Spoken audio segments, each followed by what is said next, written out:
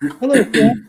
This is the third and last day of Aviation and Space Summit organized by Gebze Technical University's Aviation and Space Club. We are having another distinguished guest today, Mr. Göktan YILMAZ. I would like to welcome you on behalf of our club and also on behalf of our university, Gebze Technical University. Tuna, you have the word. Okay, thank you. As my teacher said, welcome to our last session of Space and Aviation Summit. My name is Tuna, and also I am studying at Gebze Technical University. In the same time, I am secretary at AS Kocaeli. And today our guest is Mr. Göktan YILMAZ. And I would like to say that we are really glad that you accept our request, and we are appreciated. Thank you. Thank you. And how are you? Thank you. So I'm here, right? Okay, perfect. Yeah, okay. Thank you, Tuna. Thank you very much for the invitation. I'm very fine, and I hope you all are fine as well during this time. Yeah, Tuna, tell me, should I start now? Or okay, you can start. All right, perfect. Well, as they introduced me, yeah, my name is Göktan YILMAZ, and today I will give you a presentation about my studies and also my professional career. And then I will finish with, let's say, some advice for you guys. And of course, if you have any questions or if you want me to repeat something at the end of this presentation, you can always ask your questions in the comment section. So, who am I? Well, again, I'm Göktan, and I'm a flight controller for the International Space Station program at the German Space Agency. So now I'm working in Munich. And then, yeah, I will explain you a bit more about this job in a few minutes, I would say. So my path. So how everything started. So I don't know if you can see my mouse on the screen. So the high school I studied. So I spent my whole life, student life, let's say, in France, because I grew up in France actually, and I'm originally from Turkey. And yeah, I was studying in a scientific field. And then I went to the university for 2 years. So the French system is a bit different than over German or Turkish systems or even other countries. But yeah, so I went to a technical university where I studied electrical and electronics. So there was also a bit of computer science, because I was in general very curious and interested about the technologies in general. And I also had this wish of working in space one day, but it was something very far from me. So that's why I chose this field. And once I was done, I went to the engineering school in France. So first technical for 2 years, and then 3 years of engineering school. So it was a degree that I got. It's a master degree in IT, network and telecommunication. The school is at the Pôle Sabatier. It's in Toulouse, in the south of France. And then when I was looking for a job, I remember at the end of my master degree, I had a profile that was really too much computer science engineer, let's say, IT network. And I was struggling to find a job in the space field. And then I started to do my research, and I decided like not to work directly, but study 1 more year in space field. And then I can then work in the space field, hopefully. That was the way of thinking. So I went to the Uzay Zirvesi Institute in France. It's a very known university institute. I don't know if we say institute or university, maybe both are same, let's say. And it was a 1-year advanced master program. It was in space communication systems. So very focused on how a satellite is built to communicate. Basically, the antennas and also all this electronic parts, the telecommunication parts, the network part, how we send the data, how we receive, how it's processed. Oh, it was very technical. So yeah, I'm not usually a very technical, super technical guy, but it was a very nice experience, I would say. And then, yes, I had the opportunity to have different internships. So I was at CNES, which is the French space agency. I was also at Orange. It's a telecommunication company. And I was at OHP. So it's for satellite. They are building satellite. It's a German company building satellites. Yes, and I had also like few international experience. So I went as an Erasmus student in Germany for 6 months, and I studied computer science. So this international experience was very, very good. And my professional career. So how everything started. So I found an opportunity to work here in Munich. So at DLR, so the German Space Agency. So I started off my career as a spacecraft controller for the Galileo navigation system. And it was for 2 years I worked there. And then I got a very good opportunity to change my project and go and work as a flight controller for the ISS. So I started in January 2021. So I'm still fresh for that. So I will give a quick, brief introduction for my work as a spacecraft controller. And then I would like to spend a bit more of time for this ISS part, let's say. So the Galileo satellite navigation system, I don't know, maybe most of you heard about it. So the Galileo, what is it? It's not good, let's say, to give this picture, but maybe I think you know all the GPS. So the GPS, it's an American system. And thanks to the GPS, you know, you can use your phone, like for the location, when you want to go to the restaurant, for example. I hope the restaurant will open soon. And also for airplanes, for example, and other users. Basically, Galileo is the same thing, but it's for Europe. So the European build their own constellation with 26 satellites, if I don't remember wrong.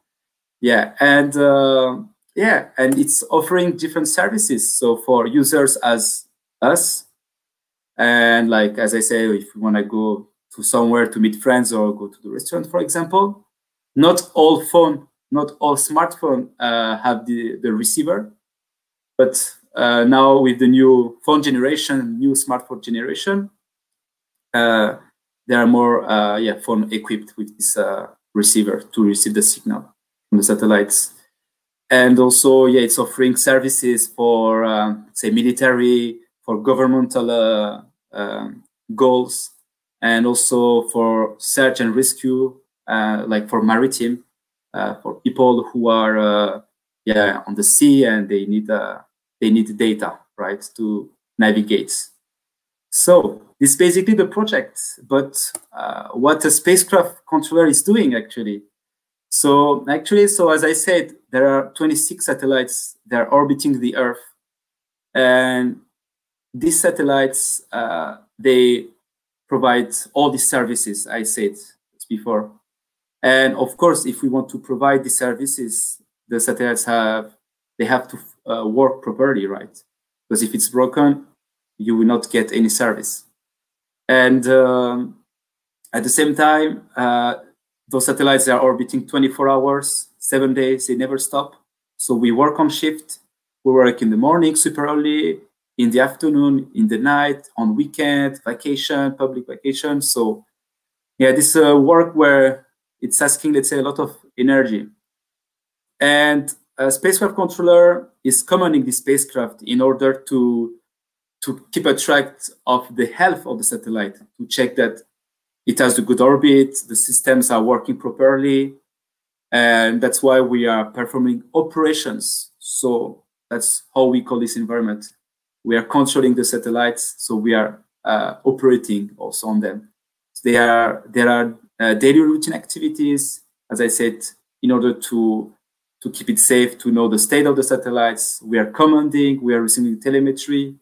And of course, if any anomalies is happening, we have to handle them by executing also anomaly procedures, basically. So that's a big picture of the spacecraft controller work. But of course, there are more and more things to explain. And of course, if you want to ask questions, you can still write in the comment section, and then I can answer you later. Because now, what is really fascinating, let's say, is the ISS, the International Space Station, as you can see here. So I believe that most of you have already heard about this this project. So actually, this big station, it's 2 times. So it's big as 2 times of a football field. So you just have to imagine you have 1 and 2 football fields together, and it's in space. That's very amazing. And people are living there for more than 20 years. Like, it's occupied for 20 years in a row. Always humans were there. And this station is orbiting at 400 kilometers as altitude, so 400 kilometer altitude. So we can see it during the night. If you download some app like ISS detector, you can see it and say to your friends that this is the ISS and some astronauts are inside. That can look cool, actually. And yes, so as I said, in this station, what they are doing, what is the goal, and yeah, what it will be the used. Well, the ISS is also an international space station, so it's international, right? So it's a collaboration between NASA, between European, between Japan, between Canada, so Russian as well. So there are a lot of people working on that project. And this is very good because it's bringing everyone together. And there, the astronauts who go to space, they are doing experiment, research. And I will come back to this point a bit later. But yeah, they do this research because maybe one day, and hopefully maybe in the next 10 years, we will go on the moon and then on Mars. So we have to know how the body behaves in space, right? During 6-7 months of travel to go to Mars, maybe, and then to come back. Of course, there is also the time where we have to stay on Mars. But it's not only for Mars, it's also for the Earth. The research they are doing here is helping to develop new medicine, new equipment, new systems, for example, to develop the iPhone 12. I'm just giving you an example. So it's really a lot. So I think I gave good details, let's say, and I can start. Maybe you saw it on the title. There is the Columbus module here. So you are maybe wondering, what is this? So the Columbus module. So I will just come back to the previous slides. I hope you are seeing there is not too much delay. So here on the station, I don't know if you can see it on my mouse. It's on the lower part and left side. There is a module. This is called Columbus, okay? And now I'm on the slide number 8, and I hope you are seeing it. And this module is the European segment. And this is a laboratory, actually. So this is where the astronauts are going also for those research. And I will come back a bit later on that. And you can see maybe behind, there is the Crew Dragon. So it was built by SpaceX. So I believe you know Elon Musk and SpaceX with all the crazy things they are doing nowadays. And we have an overlook of the module. It looks like that. Actually, on the picture, we feel like it's something maybe small, but it's pretty big, actually, in real life, I would say.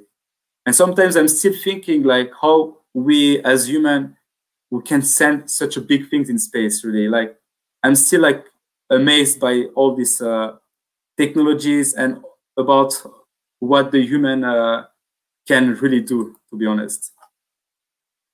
So now I'm going to the next slides, and I hope, because I know that there is some delay sometimes for some people, that's why I'm waiting a few seconds. So the Columbus module, so as I said, it's a laboratory, right? And inside we have different racks, or we can also call payloads, okay? This is just like a big machine, okay? And this machine is used for something. That's basic idea, okay? It's hardware and software, of course. So there are different machines. I gave you just a few examples now on the slides you can see. So there are machine or rack payloads. They are conducting fluid physics research in microgravity conditions. Yes, because in space, there is not gravity, right? People are just floating in space.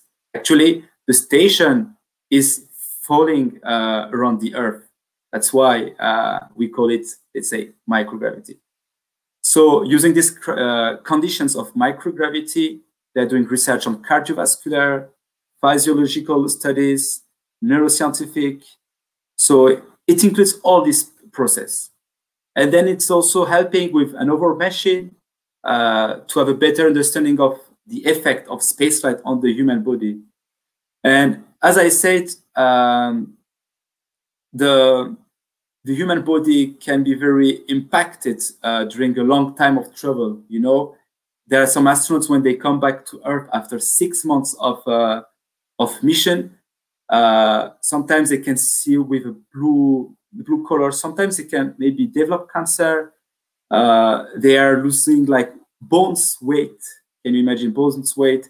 So it's very, very impacting the body, you know, the human body. That's why it's important to understand all these things if one day we want to go to Mars or even further. And there is also biological research. So like for small plants, yeah, for small animals, it's our microorganisms. And for animals, yeah, as I said, yes. So basically it will be important to eat in space in the future, because if you want to bring people, you cannot bring tons and tons of food in space. It will cost too much, and it's very hard to develop. And yeah, like it's quite difficult. And there is also some at the external, so on the external part of the station, so it's outside, let's say, of the module. So they are using equipment, yeah, to understand the solar activity, the impact on the climate. But yeah, I'm not really expert of those activities. I have, let's say, a basic understanding, but I'm not the specialist who goes into those details. And yeah, maybe you are wondering how long this station will keep working, you know. And well, hopefully it has still good years in front of it, let's say. So I believe that even still more 10 years, even maybe longer. I don't know. I hope so, because I'm working there. So if they stop the project, I may lose my job. But I don't think this will happen. So now let's come to my work. So you see, they're doing all those experiments, right? As I said, but I spoke earlier about flight controller. What is a flight controller? So basically, I just, let's say, copied and pasted the definition because it's very, very well defined, let's say. I'm waiting a few seconds and I can start reading it. So the flight controllers, as it's written, they are responsible for the success of the mission and for the lives of the astronaut under their watch. So the flight controllers create states that they must always be aware that suddenly and unexpectedly we may find ourselves in a role where our performance has ultimate consequences. What does that mean? Does it mean? Actually, what it means is, you know, you have the astronauts in the space, right? And they are living there. But if an anomaly is happening, something wrong is going on, we have to be here in order to keep everything safe. That's why we are trained for a long time. We are trained to be sure that when something wrong is happening, we are ready to correct this anomaly. So this is our job as well, one of the main part of the job. Of course, we are doing other stuff in parallel. We're not sitting on our desktop and just watching on our screen what the astronauts are doing. We have also to make work the systems, the station actually. And this will bring to my part. So a flight controller, Stratos. So maybe you are wondering what is a Stratos. Actually, I even didn't find my answer. Why is it Stratos? And but actually, the Stratos flight controller is the responsible of the Columbus module. So the European part I showed you just before, I'm responsible basically of this module. But what does this module contains? So as I said earlier, you saw maybe previously on the previous slide, there was this racks, this payload, right, with all this big system where it helps the astronauts to do research on biological stuff, microorganisms, right, physiology stuff. So there are all the system inside this module. And besides, to make work this station, to make work this module, we have to create the Earth environment, let's say. I mean, in space, there is nothing, right? So in order people is able to live in space, we need oxygen, we need to breathe. So there are systems that will provide this oxygen inside. Of course, we need to have a good temperature. I mean, you will not handle to live at 40 degrees or minus 10 degrees like for many days, right? I mean, it will be very tough in space. And in parallel, we need people to see what is happening in the module. You know, if it's dark, it's going to be complicated. And the communication with the Earth. So, of course, if the astronauts are there, we need to take care of them. We need to hear them. We need to coordinate with them. And that's why we have different systems. And you can see on this slide. So there is data management system, communication, electrical and power distribution, thermal control, and this environmental control and life support system. So basically, it's the main 5 systems that makes Columbus working. Okay, this is working in a good way. And this data management and communication is all this part with communication, as you can see. So it allows us to receive data, to send data, you know, to see the astronauts with the cameras, because when you see them, because it's, I mean, when we see astronauts in space, you know, doing an interview, they're using cameras. So we have to make work all these systems which are behind. The electrical and power is for the light, for example. It's also linked to provide power to other systems to make it work. I mean, we cannot use camera if we have no energy, right? Not electricity. And this energy is coming from the sun, with solar panels getting the energy and converting it to electricity. And then it distributes everything to the batteries and so on. And then there is the thermal control part, which is basically it's controlling the cooling. What means cooling? This is to keep fresh, right? Cooling is to make the temperature in a moderate temperature, right? Like around 23 degrees. I mean, like now I'm feeling great, so the temperature is nice, right? And if I feel cold, I would just activate, I don't know what was the word in English, but I would just activate these electrical heaters and I will feel much better. So we are playing with that, actually. They have these systems. And there is another one, the environmental control and life support. And this one is helping us to control the air which is circulating inside of the module, okay? So everything basically is linked. All these systems are linked to each other. You know, they don't work like alone. Everything is linked, because if the communication systems, the hardware, you know, all this machine I showed you, the cameras, the laptop, you know, when it's working, it's getting hot, right? I mean, it's just think about your phone or your computer. When you use it, at one point it's getting hot, right? So you need to make it fresh. And this is why we use thermal control system, and so on. It's all turning. So, and my job is with the team, of course, we have to control all the systems.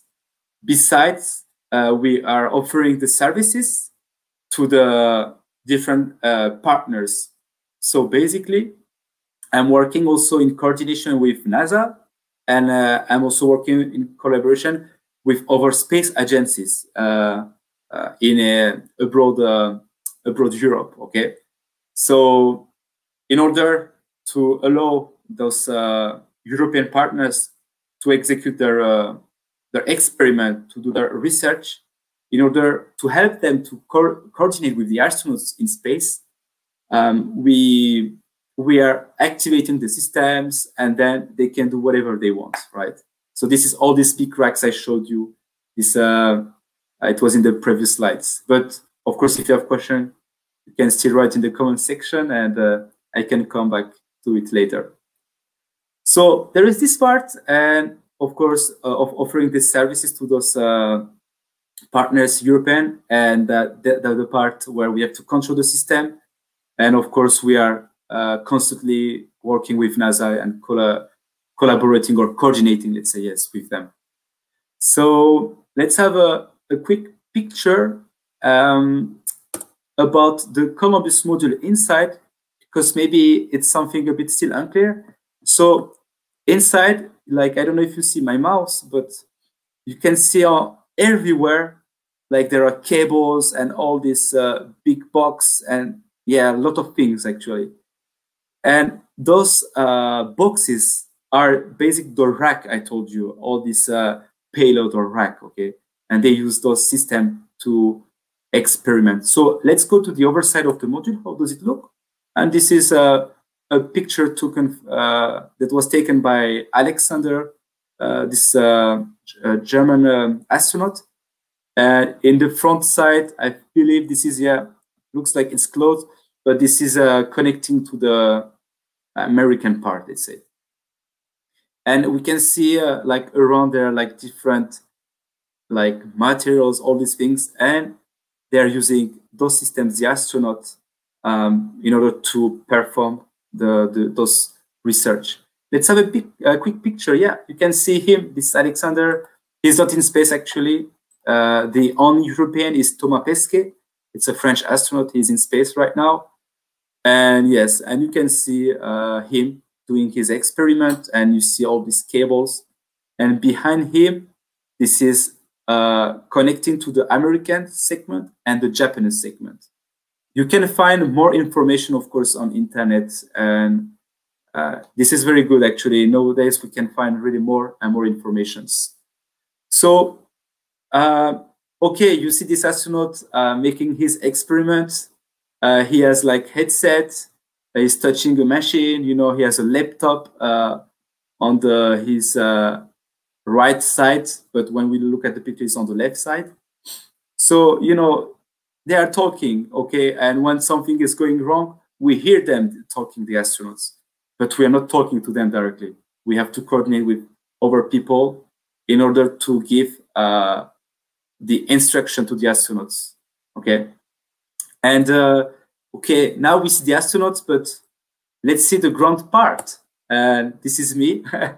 So this is how, let's say quickly, the control room looks like.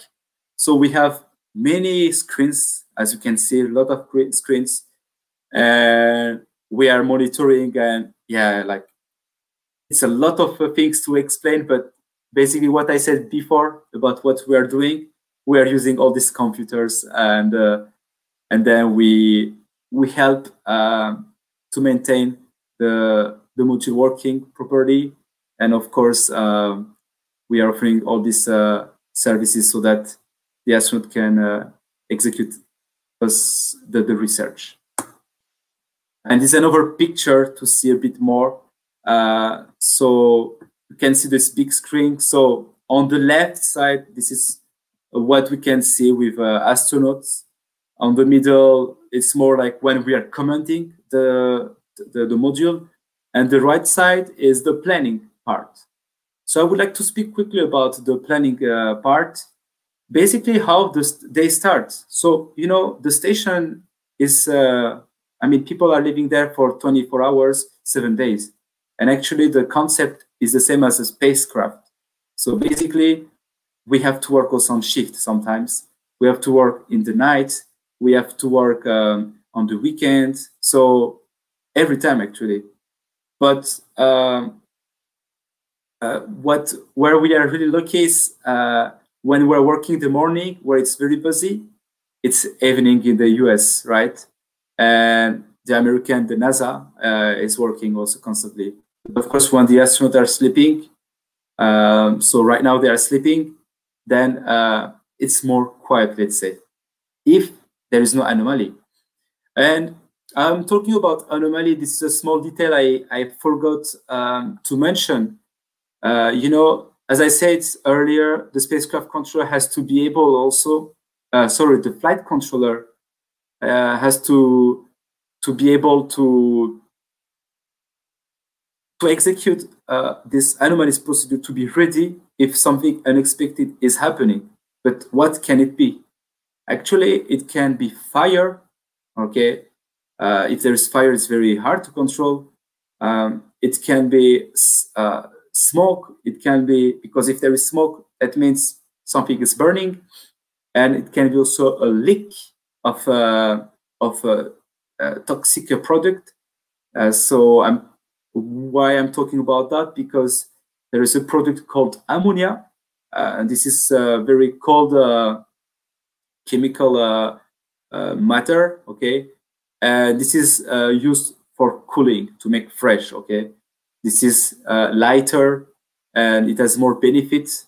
And this is why they are using this chemical product. And if there is a leak, that means if something starts going inside of the cabin, so flowing inside, then it can be dangerous and maybe have a very strong impact, it can be dramatic.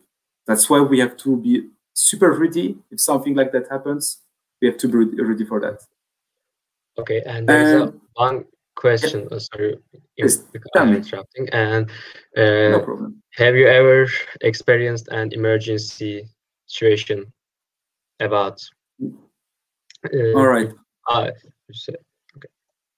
Okay. So, very good question. Well, as I said, I started to work on this project since January 2021. So I'm still in the training, but I'm in the training and I have support, so I can comment the module, right? But it already happened in the past, of course. But we are having simulations where we can have very emergency situations, and we are trained for that. I mean, we have to see that as pilots, for example, who are trained in case you are flying with the airplane, there is something burning on the motor, they have to be ready for the situation, for example. I mean, it's rare, right? But everybody's trained to be able to keep it as safe as possible. Yeah, thanks. You're welcome. You have another question to now, or can I continue? Oh, yeah, you can continue now. Okay. Okay. So, yeah, I was talking about this emergency stuff and what did I want to add? Yeah.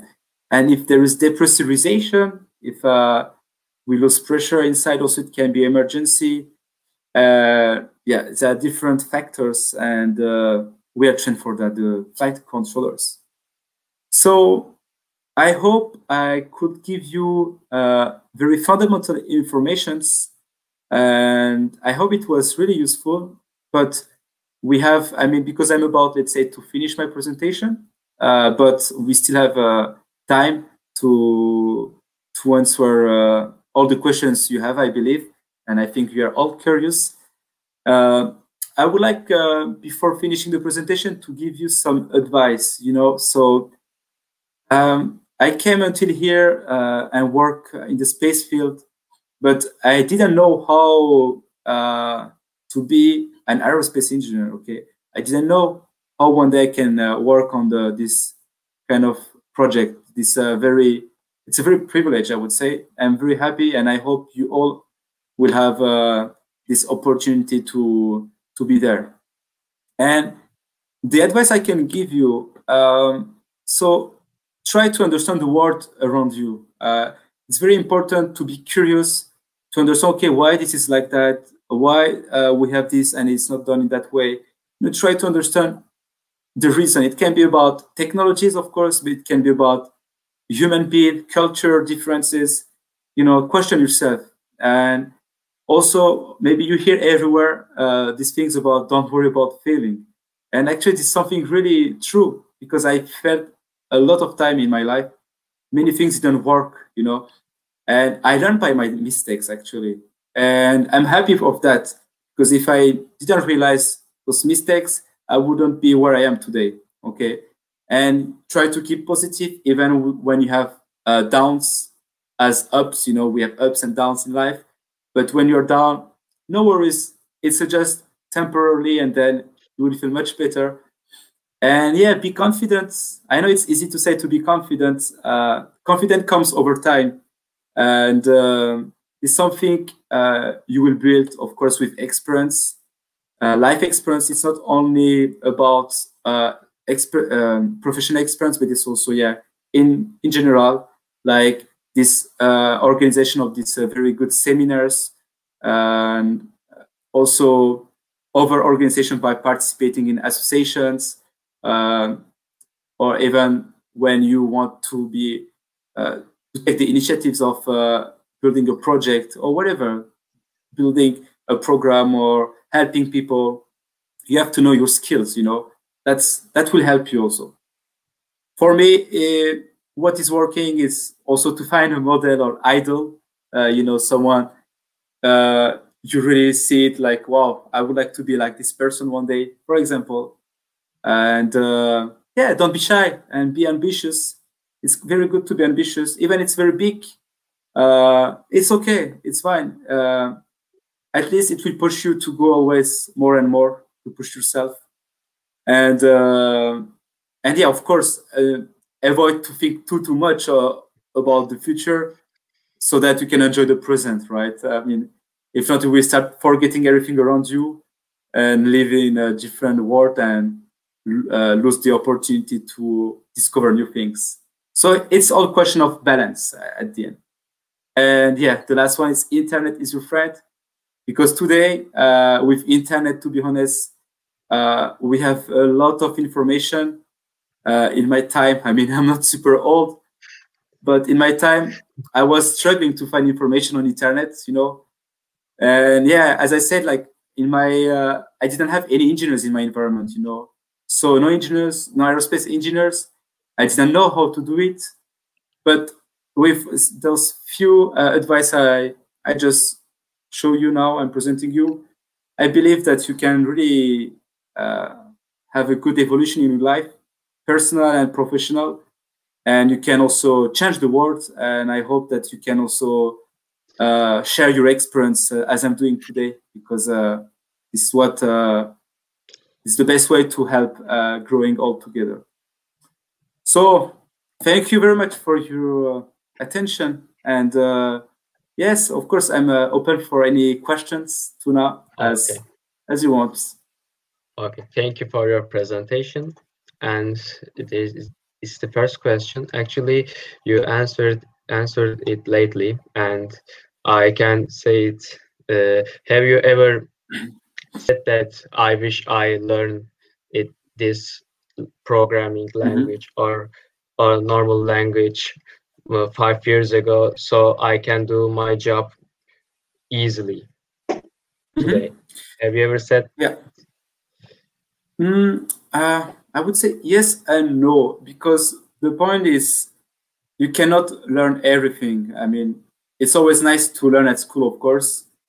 And I wish, of course, sometimes that I was a bit more serious on some classes, but it's okay. I'm still learning, we are not perfect. So on my side, I would say I wish I could learn languages when I was still younger, like teenager, because we learn very fast in this time, right? And actually, learning language, it's something that is helping even more, let's say, because you open more your mind, you learn more about people.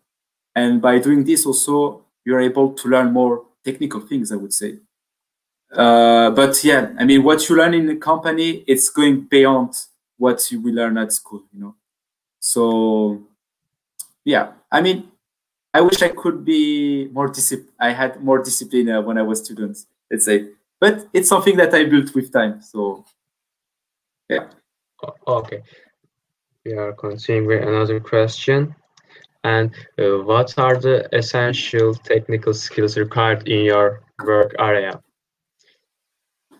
All right. So the essential skills, of course, there is the technical part. So on my side, I would say, yeah, what I studied actually, because I could study, let's say, different fields. So I went from electrical, electronic to IT network, and then communications, you know, space communication.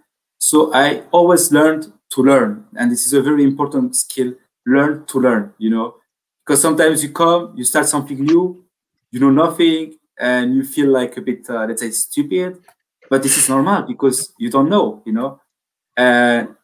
But as long as you want to learn, you are curious about it, I mean, you can evolve, and that's the point.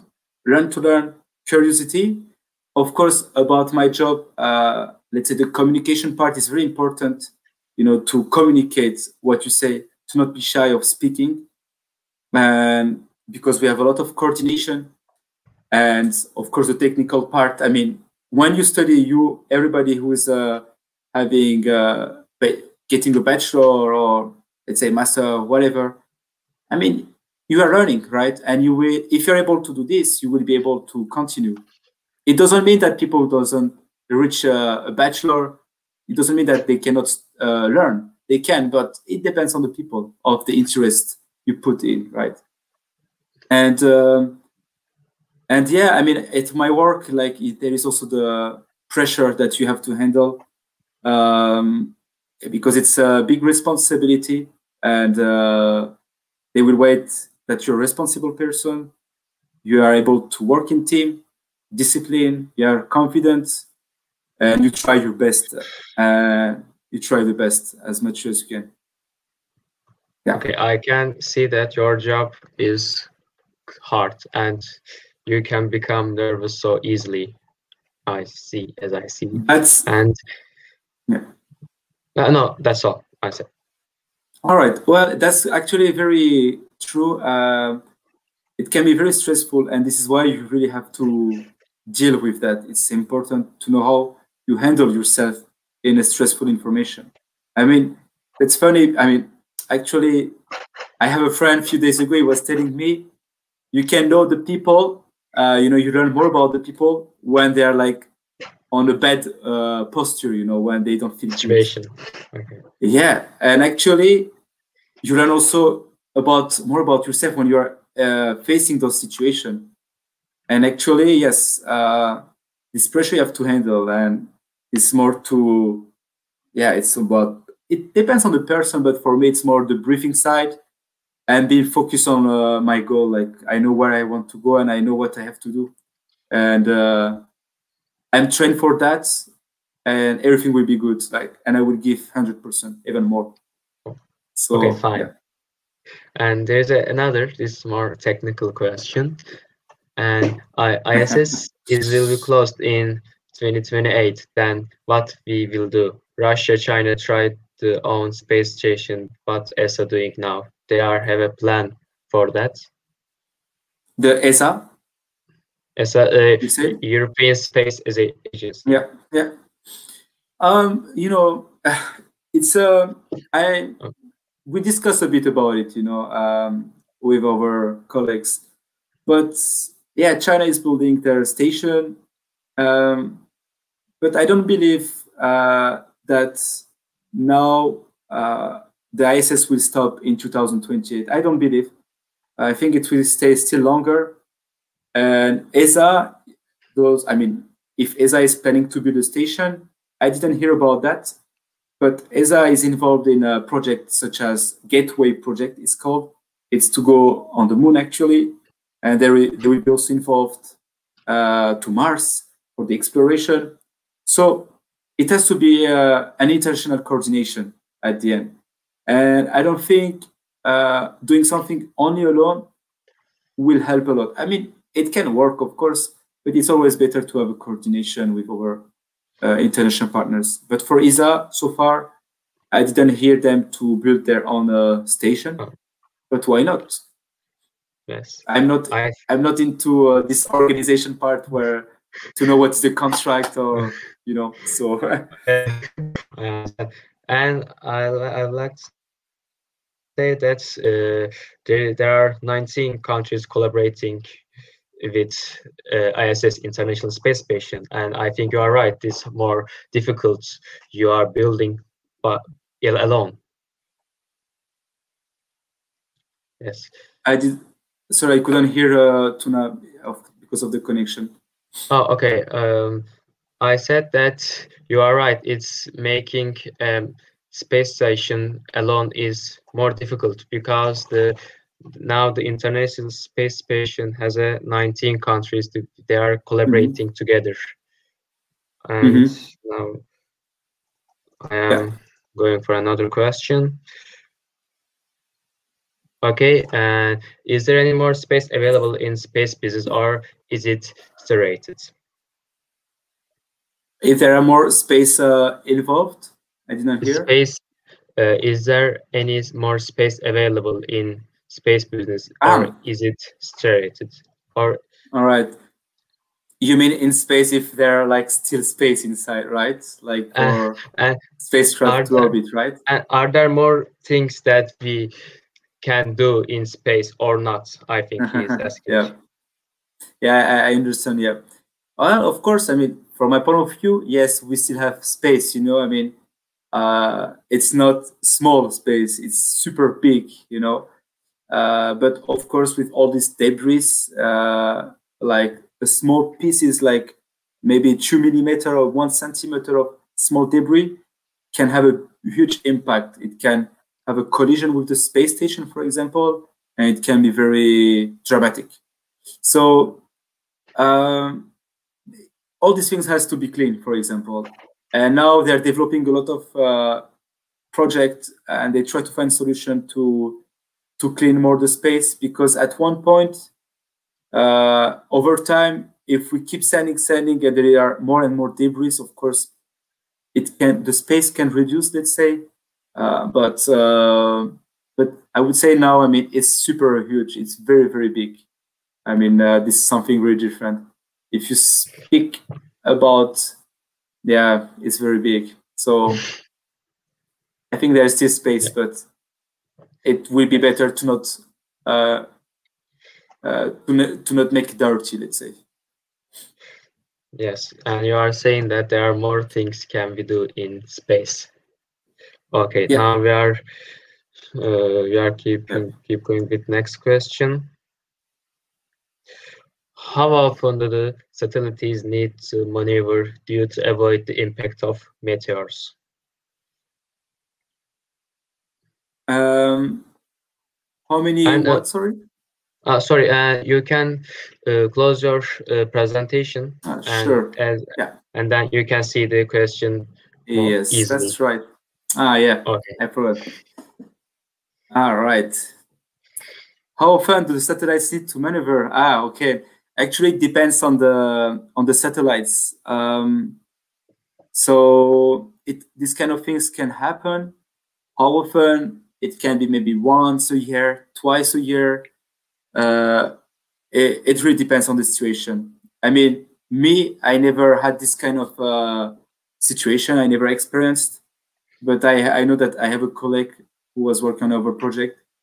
They were about to have a small collision, let's say. We can find information about that with CNES, so the French Space Agency. They're doing those kind of maneuvers. I don't remember for which satellites. And they were saying, once I watched the presentation about that, and few of them can happen per year, like maybe 5, or I don't remember. Okay. And then we are another question. On a sudden debris shower, the particles are moving so fast. What assurance there are for the survival of the crew, and what's the response of the control to prevent those from colliding? Well, I believe when he speaks about particles, it's the debris, let's say, and they have different systems, you know, that can evaluate when you can have a collision on the satellite, on the station, sorry. And they have different simulator and softwares, you know, and they can know maybe in 1 week or in 2 days, something can happen, right? And that's why by anticipating, they can avoid this collision. Yeah. Okay, fine. And then another question: what do astronauts do on ISS? Yeah, as I showed earlier, basically they are here as a support to help the. I mean, the astronauts are doing the research in space, as I said, and let's say we use them. I mean, not me, but the space agencies. They will use them as a cobaye. I think we say in English cobaye. So they will use them to see how they will behave in different conditions. Okay, and they will see the physiology and the psychology, maybe the eyes, the blood, how it's circulating. You know, they're doing a lot of research. It's like, you know, when we're doing research on mouse, basically the human who is in space is not the same, of course, but at the same time they help to develop, like, really, like, in a big way all this research. And they also do this growing plants in space, and yeah, studying. I already said a bit earlier in the presentation. I hope you guys remember. Yeah. Okay, so we can say that the ISS is the laboratory which has nearly no gravity. It has no gravity in that. There's no gravity. Yeah. Okay. Except if we use centrifuge forces, you know, this we can see in Interstellar movie, for example, or over fiction movie, you know, but it's very huge. So. And there's a question. And I heard that the communication between ISS and the Earth is so easy, and the astronauts can call their parents by their phone, and it's really simple. I heard that. Is it true? Oh yes, yes. The communication is super fast. Yes. I mean, because I'm not astronaut, I don't know how long is I don't know if there is a delay when they speak with the family, because, you know, if they are in the oversight of, I mean, if the station is somewhere else in the world, I mean, on the Earth, depending on the satellite availability, you know, to pass information. But normally it's okay. And from what I heard about the interviews I could watch, it's a pretty good. Yeah, it can be like this, like us today, for example. It's very instant. Yeah. And thank you. And there's another question. And can we see the ISS from Earth? Sure. Is it visible and without using telescope? Sure, of course. If you download the app, which is called ISS Detector, you can definitely see it. You can see at what time it will pass, and then you see something like pretty big actually in the sky. And yeah, this very, very cool. Okay, and our satellite is likely to be hacked. What measures are taken in terms of cyber security? Well, if satellites are likely to be hacked, maybe, you know, like in these technologies, we have security, of course, but nothing is perfect, right? I mean, always something can happen, but it's very, very hard. That's why they have systems also in place to avoid this hacking. Okay, it's very hard. So Actually, this is a good question because in cybersecurity in space field, you can find a lot of job actually. Okay, that's really good news. And how do you produce the oxygen in space? And I think we have talked in the podcast in the Perseverance landing to Mars, and is there a machine like Perseverance in it? Sorry, I like to say that. And is there a machine like in Perseverance? Is this mission in International Space Station? Okay, so I would just start because when I see the question also, it's saying if it will be possible to produce a plant in space. I mean, they're growing plants in space already now. I don't know exactly how they do, of course, but I assume they do use maybe more or less the same way of growing plant here on the Earth. And they did, like they could eat the salad, right? And for this oxygen production, how is it getting it? During the presentation, I was showing you like the different systems that we are using. I mean, we are taking care, okay, in order to make the astronauts live there in a safe way, right? To make things work properly and safely. And actually, every system is linked to each other, okay? So of course, you need to have some, you need the machines, some materials to bring in space. Then we start to produce, and then everything is linked. You have to get the sun energy, to have batteries, electricities. Then you need something else to provide the good cooling to refresh, and everything is linked for the air circulation. And there is the oxygen box, and yeah. I mean, everything is built here. We bring it to the space, and then everything is linked together, and yeah. Okay. I hope it was clear. It was clear, yes. And it's our last question. And are there any lasting effects of solar radiation reported on devices and workers? I know that ions cause software to make the wrong decisions momentarily. Is the probability too high? Probability too high? He said. Oh, very good question. So, of course, the solar radiation, yeah, well, it's not good, of course, and can be dangerous. I mean, even with our phone or the computer today, if we're always with screens, and also the solar radiation, it's not good for the body. The ions, if they can cause software to make wrong decision, to be honest, I don't know. Because I'm not the expert of this system. But now I'm thinking to ask this question to some software friends, software engineers, so maybe they could answer better than me. But I never heard something about that so far. But it's very, very interesting, actually. Okay, and thank you for, and this was the end of our session. And actually, it was the ending of our event, the Aviation and Space Summit. And we would like to say thank you to attending our sessions.